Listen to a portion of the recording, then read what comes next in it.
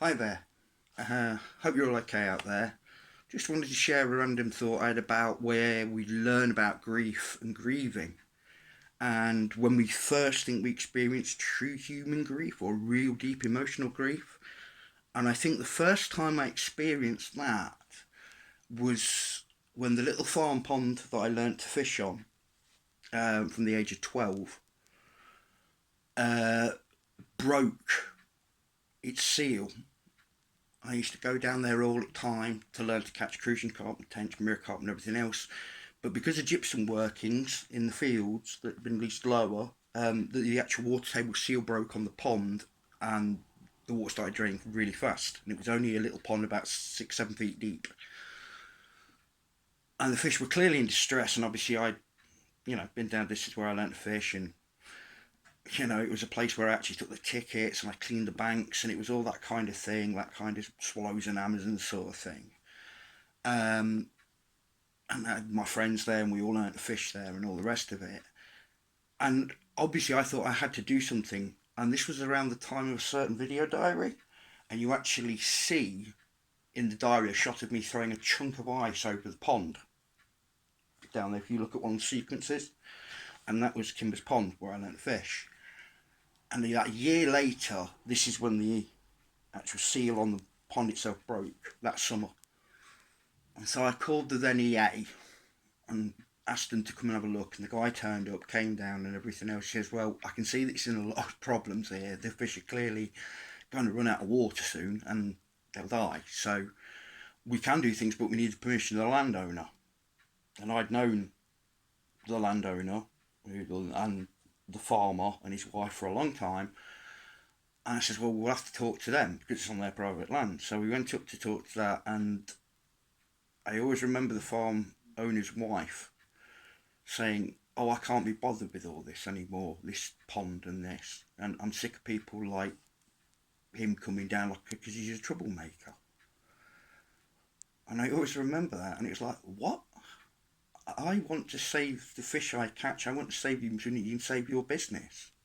And you think I'm making trouble by inviting an environment agency guy down here to sort of like advise you if you want to get help to restock this pond and get it better, and they can help you, and then you can go back to earning money from this little pond.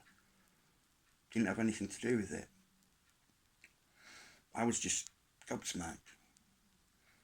I walked away from that, and it was like I knew that the pond was dying. It was going to die, and I came back home and I really sobbed. I level with you. I really sobbed my heart out for those fish that I learned to catch. And I made one last trip to that pond, right, with my mate Martin. And we walked over the field and everything else, and we went to the bar, which was the little entrance to where you go up a little ramp over the top, and then into the pond itself, which was kind of bowled nicely like that. Anyway, we got to the little stile thing where you have to go under or over, and right in front of me, in front of my eyes, was a freshly dead £3 tench. Immaculate, virtually. Not even been touched by anything. Don't know how it got there. And it's one of the nicest fish in the whole pond and everything else. There were bigger ones. I did catch bigger ones. My personal best was 5.5. But when I saw that tench just lying there dead, I just stopped and said, I can't look at it. I can't go back there anymore or anything else. It just cracked me in half. Just seeing this dead fish. And all this time I'd spent from the age of 12 to 17, 18 in this little pond. And it hurt. And I said to me that was real grief. But the passing of a father, yeah, doesn't even equate to that depth. Because we're older and we've been through and we've got the memories of them, or the passing of a mother or a son or a daughter you've been with, all of you. But I was just demonstrating that the depth of griefs from different things actually teaches about life, and where our heart will go and where we will turn, our compass points will turn. And I think all that grief for that little pond as a 17, 18 year old, silly I know, but it kind of stacked it up for the rest of my life, and that was experience. And like you say, that's all we can take from life is experience, and hopefully we can put it to good use in the future. Just thoughts on stuff.